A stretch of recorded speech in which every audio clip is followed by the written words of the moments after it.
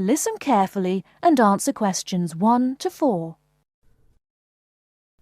Good afternoon.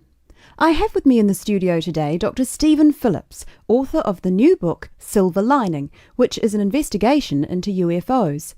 Now, Dr. Phillips, can you tell us a little about your book? Yes, certainly. Over the last 12 years, I've become increasingly interested in the subject of UFOs, and this book is a compilation of all the sightings that I've heard about, together with evidence. You see, so many people are convinced that there is life on other planets that I thought I would do some research myself. And what did you find? Are we alone in the universe? You sound skeptical. Well, you'll have to buy the book to find out my personal conclusion, but I can tell you this. There are a lot of sightings in a number of different countries, and the surprising fact that I have found is that despite never having met each other, a great number of these witnesses describe an almost identical object. Now, I realize that television and the media has given us all a mental picture of a UFO, a silver ship with bright lights that moves at very high speed. What interested me was that in all the eyewitness accounts I heard, people gave very precise and detailed descriptions that varied only slightly. Reports from America, Europe, even Asia, all share a significant number of similarities. Interesting. Tell me, have you been able to see any evidence yourself? Well, no. My aim in writing this book was not really to present my own opinion, but to gather all the information available and collate it into a kind of reference guide. Personally, I don't have anything much to add apart from the conclusions that I've drawn from the accounts I've heard. I understand that there is a strong body of opinion that claims there is hard evidence that is being suppressed by the American government. Could you comment on that?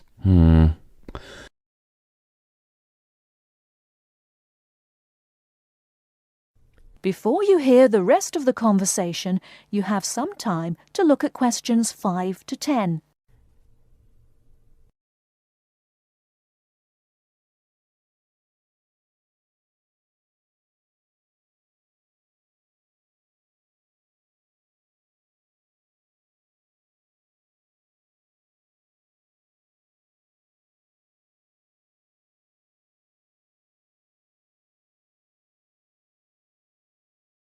Now listen and answer questions 5 to 10. Personally, I don't have anything much to add apart from the conclusions that I've drawn from the accounts I've heard. I understand that there is a strong body of opinion that claims there is hard evidence that is being suppressed by the American government. Could you comment on that? The second chapter of my book actually talks about a place in America that has often been in the media, Area 51. Area 51? Yes, it's a military base in New Mexico. In 1947, a man called McBrazel claimed... Sorry, who? McBrazel. That's M-A-C, capital B-R-A-Z-E-L. Anyway, McBrazel claimed to have found pieces of an alien spacecraft on his farm in Roswell. Now, many people believe that this was true and that the government of the time took the debris. Since that time, they have denied all knowledge of any such find, and accounts by the many leading experts at the time dismissed the claim, believing that McBrazel had actually found pieces of a higher altitude weather balloon that had disintegrated. Now, the lack of information combined with the large number of conspiracy theorists means that no useful scientific conclusion can be drawn, but I have found out one or two surprising details. Again, you'll have to buy the book if you want to find out more. Okay. Now, I understand that an overwhelming majority of UFO sightings occurred in America. Do you find that in any way relevant? Well, as I mentioned before, there are a large number of conspiracy theorists, and the popularity of science fiction programs in America could lead you to suspect that these sightings may be nothing more than an overactive imagination. However, I have found that there are a number of other factors that determine UFO sightings. In Northern Europe, the number of reports is very low, whereas in Southern Europe, where there is more open space, less light pollution, and generally clearer skies, the number of sightings increases. Now, when you consider the vast open areas of America, particularly around New Mexico, there is an argument that UFOs are simply easier to see in certain geographical and climatic situations. Well, I've never thought of that. If I could ask you one final question, Dr. Phillips, what about alien abduction? Well, I don't really cover that in my book. You see, I was looking to present facts from which people could draw their own conclusions. With these reported abductions, I've found them to be very unreliable. Well, thank you very much for your time. Before we finish, I'd just like to add that Silver Lining is available at all leading bookstores, priced at £19.99. Until next week, goodbye.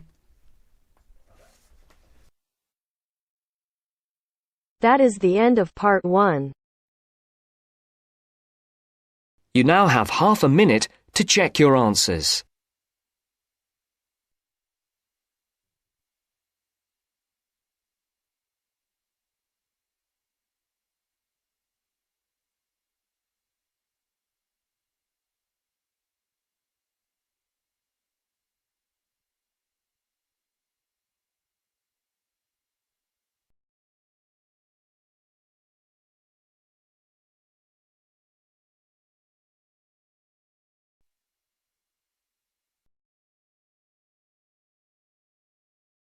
Now turns to part 2.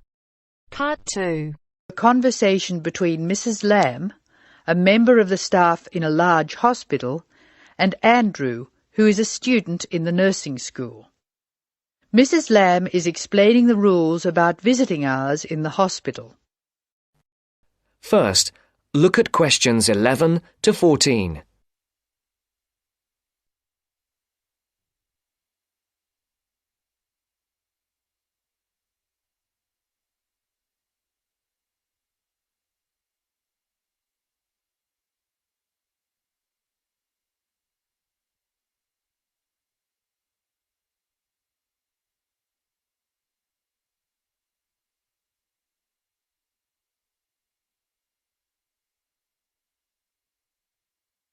Listen carefully. Hello, Andrew. I believe you want to know about visiting hours. Yes, I do, Mrs. Lamb. I have to fill this form out, and I'd like to have some idea why the different parts of the hospital have different times for visiting. I see. Well, let's start with an obvious one. Intensive care. People in intensive care are very sick indeed, and for that reason, we say that visitors can come between 6 a.m. and midnight. I can understand that. At the other end of the scale, our maternity patients are usually quite well, but we restrict their visiting hours from 8 a.m. to 8 p.m. We find they get very tired if we permit visitors all the time. I see. What about the surgical wards? The doctors prefer to do their rounds early in surgical, so visiting hours are 9 a.m. to 9 p.m. Surgical patients are often on very heavy painkillers, and they aren't really very good company for their visitors. But surely the visitors come to cheer up the patient, not the other way round. Of course. And often the visitors are able to help the patient a lot. That's why we allow visitors all day, the full 24 hours in the emergency ward. They help comfort the patient while they're waiting to be diagnosed. Of course, it's not just everyone who can visit a sick patient. People in intensive care can only be visited by their immediate family. What's more, we only allow 2 people in at any time. We let children of the immediate family in to visit people in intensive care, but we don't like to do it. It's very hard on the children, and it may distress the patient. However, if the patient asks for the child, and the family agrees, that's okay. What about children in maternity? Of course we let them in. They're very pleased to see their mothers. The rule in maternity is everyone may visit, up to 6 people at a time. The maternity ward is quite sociable after all. The surgical ward must be different. It is indeed. We don't allow children in the surgical ward because of the danger of infection. And as you know, we restrict the hours. There are a lot of procedures which must be carried out on surgical patients, and we only let 2 visitors come in at a time. And in emergency, people are allowed to visit all the time? Oh yes, we rely on patients' relatives to be there for them, and we permit everyone to visit the emergency department at all hours. However, we restrict it to 3 visitors for each patient. Otherwise, the room just gets totally crowded. Before the broadcast continues, look at questions 15 to 20.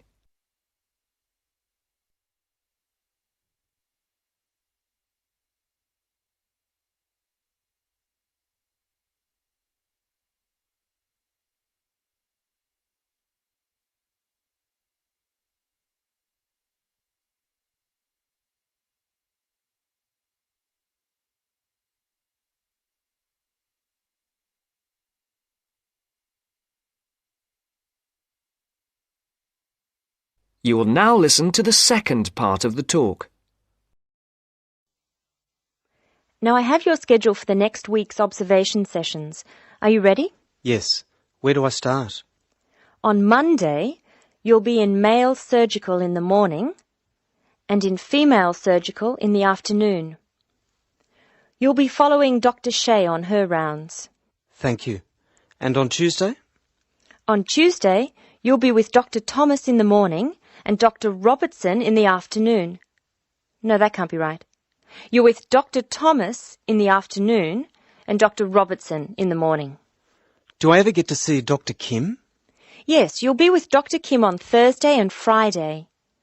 She'll take you through the children's ward and through our new teenage ward for 12 to 15-year-olds. Great. I've read a lot about that new ward. Will I see the schoolroom? Maybe another time. And what will I do on Wednesday? On Wednesday, you'll join the other students for lectures. You'll be in the Redmore lecture room between 8 and 10 a.m. and later between 2 and 3 p.m. Thank you. Do you know how big my class is? The intake this term is 200 first-year students. I'm pleased to say about 1/3 are men, which is good. Nursing used to be an almost entirely female occupation. I know. My father trained as a nurse, and he was considered very unusual. Is he still working as a nurse? Yes, he's working in a hospital in the country. I guess I just wanted to follow his example. That is the end of part 2. You now have half a minute to check your answers.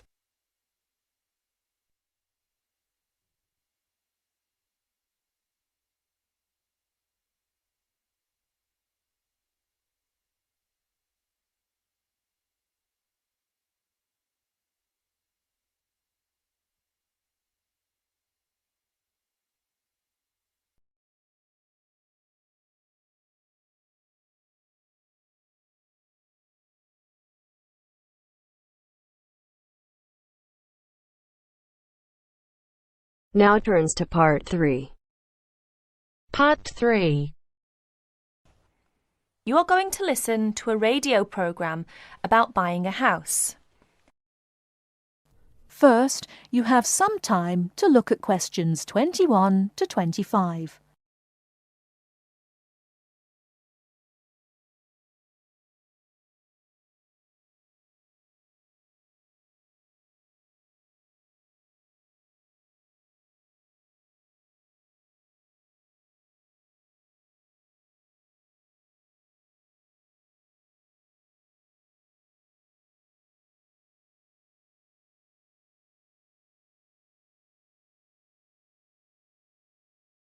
Now listen carefully and answer questions 21 to 25.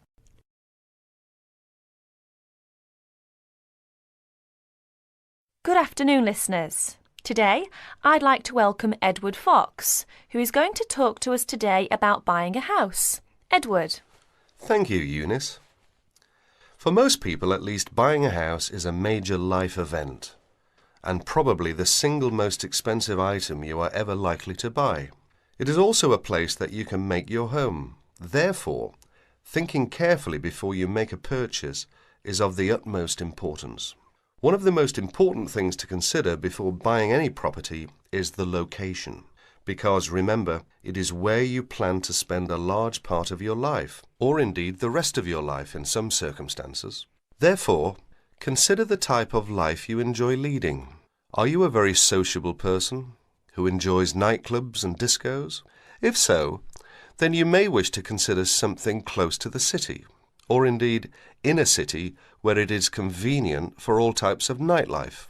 On the other hand, if, like me, you prefer a quieter life, then you may want to consider something away from the city. However, do remember that proximity to your place of work is also important. Indeed, we spend most of our life at work, and you don't want to have to spend 2 or more hours every day travelling to work now, do you? Therefore, transport is the utmost importance. City suburbs, however, are often conveniently located for commuting to work, All for shopping. without being in the heart of a busy city. You may, however, think that a house in the suburbs would be far too expensive. Yet houses located in cities can often exceed the price of suburban houses. So check out the prices. You may be surprised. Family is another important consideration. You may prefer a house that is away from a busy street or main road. And of course, remember that children have to attend school. Is there a good school in the area, or would your children have to travel a long distance to get to school? Therefore, if you have children, or you plan to have children, location is a very important factor. And of course, remember that a family influences the size of the property. Before you hear the rest of the talk, you have some time to look at questions 26 to 30.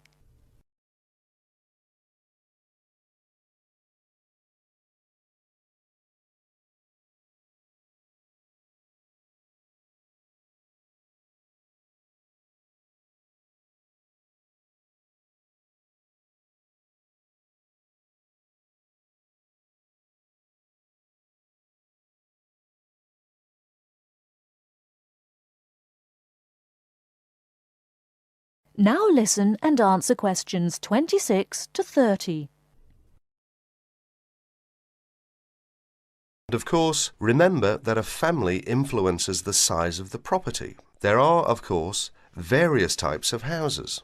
There are detached houses which stand alone and are not joined by to another building.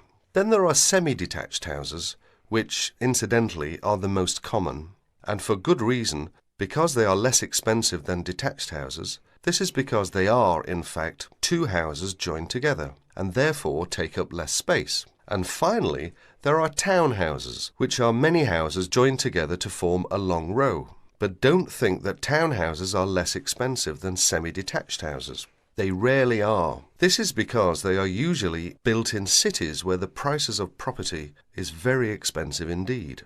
The age of property is another consideration.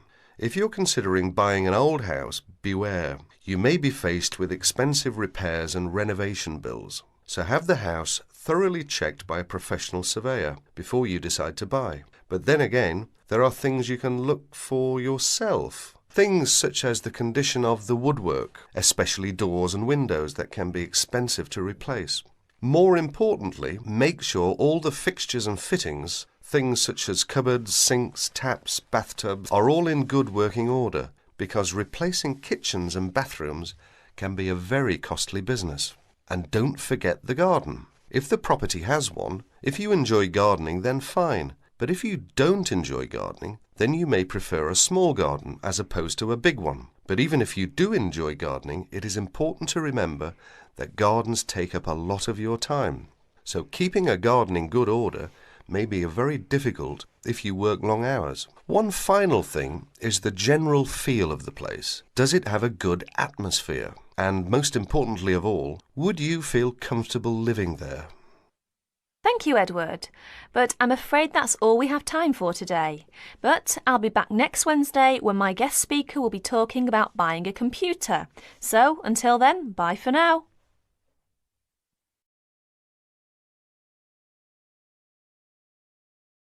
That is the end of part 3.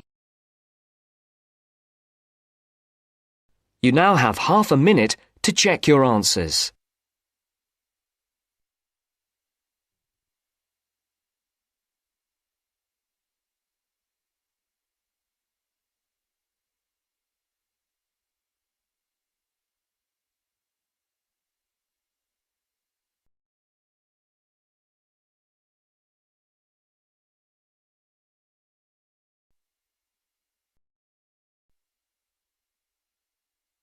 Now turns to part 4. Part 4. We're going to hear a talk on wild rice. First, You have some time to look at questions 31 to 40.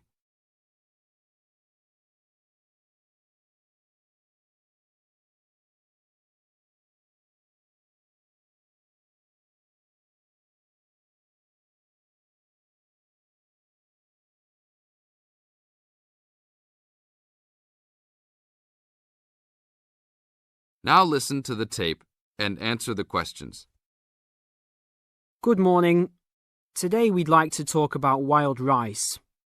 Contrary to what many people believe, wild rice is not rice at all, but a grass. Much of it sold in the world today is not even wild, but rather cultivated varieties that do not occur naturally. Wild rice is really an annual aquatic seed found mostly in the upper freshwater lakes of Canada, Michigan, Wisconsin, and Minnesota in North America. Indians gathered wild rice before any explorers set foot on the North American continent. Early explorers were greatly impressed with the strength and hardiness of the woodland Indians, and attributed their vitality to their ample servings of wild rice. Wild rice can grow in water as shallow as 3 or 4 feet along marshes and muddy waters. A tall plant, it grows to a height of 8 to 10 feet, with a long flower cluster that reminds one of a narrow broom.